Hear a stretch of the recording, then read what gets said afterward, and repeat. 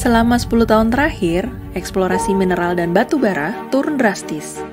Padahal tanpa eksplorasi, kita tidak teliti potensi mineral dan batu bara Indonesia. Padahal tanpa eksplorasi, kita tidak bisa berdiri di atas data yang kokoh tentang mineral dan batu bara Indonesia. Padahal tanpa eksplorasi, kita tidak tahu pasti cadangan terbukti mineral dan batu bara sebagai kekayaan alam Indonesia. Pelaku di lapangan berbagi hal tersebut kepada kita. Bagaimana meningkatkan eksplorasi dalam rangka untuk meningkatkan investasi pertambangan, karena investasi pertambangan harus mulai dari eksplorasi. Pada saat ini eksplorasi itu dananya masih kecil sekali, mungkin 1% dari dana ini harus bisa ditingkatkan. Discovery baru terhadap cadangan-cadangan itu harus ditingkatkan, sehingga produksi ke depan tentunya diatur sesuai kebutuhan industri hilirnya, juga sesuai kebutuhan daripada pengembangannya.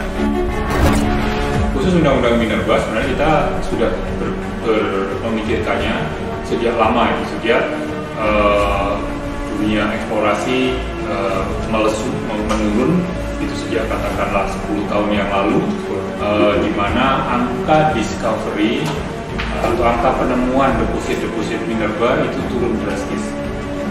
Jadi kenapa turun? Tentunya karena eksplorasinya juga kurang efektif, kurang banyak, sehingga dari sisi regulasi kita melihat harus ada yang dibenahi. Makanya sejak lama IAGI dan MGI itu adalah anak organisasi IAGI yang berkecimpung di bidang minerba, itu mengusulkan banyak hal waktu itu. Jadi usulan-usulan itu sudah sempat kita masukkan, terutama sekali melalui Direktorat Jenderal Minerba, tetapi juga ke pihak-pihak lain. Misalnya ada yang karena dipanggil langsung saja ke Menteri.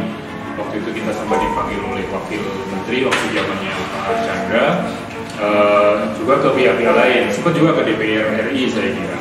Catatan kami, saya kira kami juga melakukan kajian terhadap Undang-Undang Minerba Nomor 4 2009. Itu ada beberapa hal. Yang pertama, dan itu paling utama saya kira adalah sejak 10 tahun lalu itu tidak ada pembukaan daerah eksplorasi baru. Jadi eksplorasi yang dilakukan ya hanya di dalam konsesi atau IUP yang memang sudah ada. Jadi kalau investor atau seseorang yang melakukan eksplorasi di luar IUP yang ada nggak bisa, karena nggak ada yang tidak ada pembukaan baru. Saya kira pemerintah sadar tentang itu. Nah, upaya pembukaan daerah baru itu dilakukan melalui lelang. Itu emang diamanatkan oleh Undang-Undang Nomor 4 tahun 2009. Tapi kan kita melihat bahwa lelang yang 2 kali dilakukan, pertama tahun 2018 dan kedua tahun 2019, itu hasilnya belum sesuai harapan. Jadi situlah, jadi belajar dari pengalaman itu, kami melakukan kajian, mengambil poin-poin tertentu dan memberikan masukan untuk perbaikannya seperti ini. Yang kedua, masih terkait dengan pembukaan daerah baru untuk lelang tadi, itu adalah masalah KDI, kompensasi data informasi, yang memang di 2 kali lelang yang pernah dilakukan itu terlalu mahal, itu tidak kompetitif kalau dibandingkan di industri pertambangan di dunia tentunya. Nah, itu kita berikan masukan juga untuk masalah KDI. Jadi kami mengusulkannya juga selalu dalam koridor undang-undang. Undang-undangnya mengamanatkan harus melalui lelang. Ya sudah, kami IAGI dan MGI juga mengusulkan sesuai dalam jalur itu.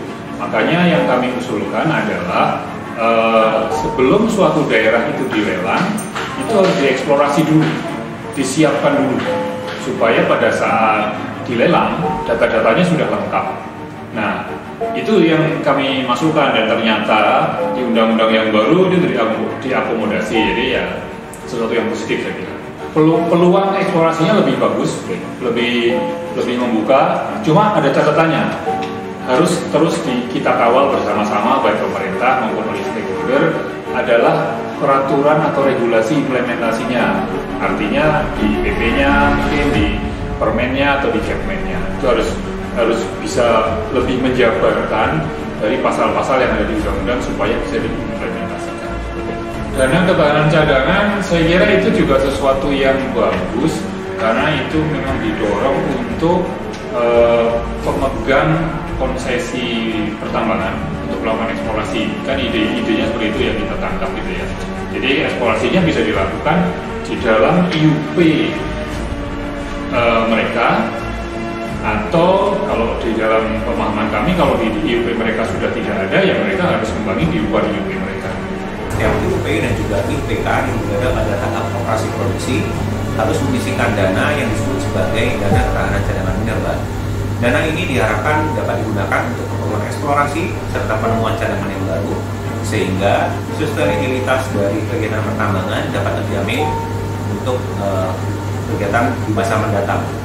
Kegiatan ini, yaitu kegiatan penyelidikan, penelitian, serta kegiatan eksplorasi, diharapkan tidak hanya fokus pada material utama, tapi juga pada material-material ikutan yang dapat bernilai lebih ekonomis di masa mendatang. Kegiatan ini diharapkan dapat berjalan dengan sinkron, di mana perlu adanya integrasi antara akademisi, industri, pemerintah, dan juga masyarakat, sehingga didapatkan informasi yang penting yang dapat digunakan untuk kemakmuran Indonesia. Undang-Undang Minerba Nomor 3 Tahun 2020 bertujuan meningkatkan kembali gairah eksplorasi melalui penugasan penyelidikan dan penelitian pertambangan dengan mekanisme yang ketat. Ditujukan kepada BUMN, swasta, hingga merangsang junior company ikut serta pada eksplorasi. Undang-Undang Minerba Nomor 3 Tahun 2020 juga mengenalkan konsep wilayah hukum pertambangan Indonesia yang tujuannya untuk penyelidikan dan penelitian untuk mengetahui potensi mineral dan batu bara, bukan untuk kegiatan penambangan atau eksploitasi. Secara garis besar, Undang-Undang Minerba direvisi untuk mengatasi tantangan dan menyelesaikan permasalahan sektor pertambangan yang diwujudkan melalui antara lain penegasan kontrol negara atas kegiatan eksplorasi, kemudahan investasi, penguatan peran BUMN, pengelolaan hasil tambang wajib di tanah kita, mengendalikan kerusakan lingkungan, dan lainnya. Yuk tingkatkan semangat eksplorasi mineral dan batu bara demi masa depan dunia pertambangan Indonesia. Karena minerba adalah untuk sebesar-besarnya kesejahteraan rakyat.